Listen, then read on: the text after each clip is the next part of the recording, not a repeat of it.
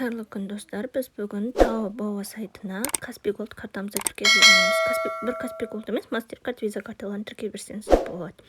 Каналға тіркеліп лайк басып кетіңіздер, видеоны өткізбей көріңіздер, себебі түсінбей қалуларыңыз мүмкін. Міне Taobao сайтына кіресіздер, өздеріңіздің жеке беттеріңіз бар, соған барасыздар, менің аккаунтым деген.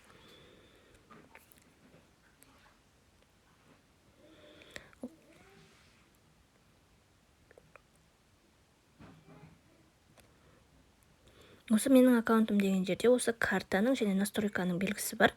Кішкене иконка тұр, байқасаңыздар, соны басасыздар. Міне осылай жазу шығады, осы оранжевойды басуларыңыз қажет болады. Міне қараңыздар, енді сіздерге осындай окноны шығарып береді. Бұл жерде жаңағы Қазақстанның теңгесі жоқ. Сондықтан USD, яғни доллар дегенді таңдаймыз. Енді басқа валютаны таңдасаңыздар болады. Менде USD деп тұр, яғни доллармен.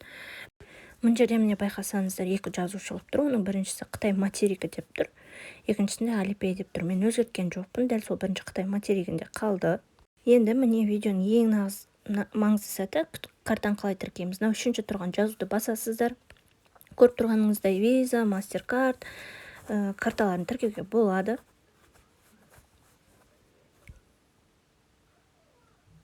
Осы карта дебют дегенді басамыз.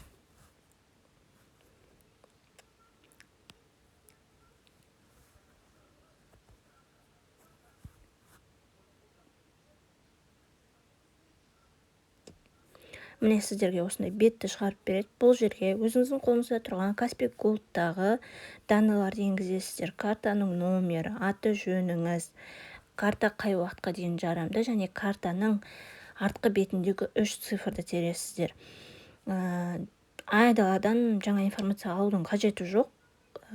Бүгінгі күн онда ештеңе термейсіздер. Картада не жазылып тұр, дәл сол нәрсені осы жерге көшіріп жазып шығасыз.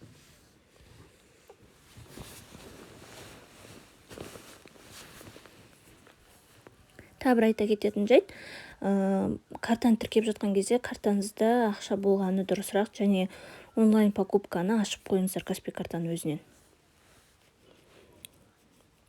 Міне менен көріп тұрғандарыңыздай ақша шешілді. Енді ол дұрыс емес білмеймін, бірақ $0.30, яғни 200 теңгеде шешілді.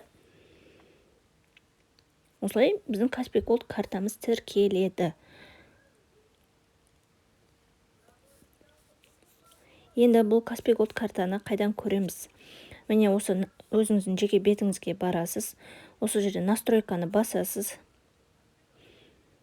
Мен көрсетіп тұрған жазуды басасыз. Төртінші тұрған.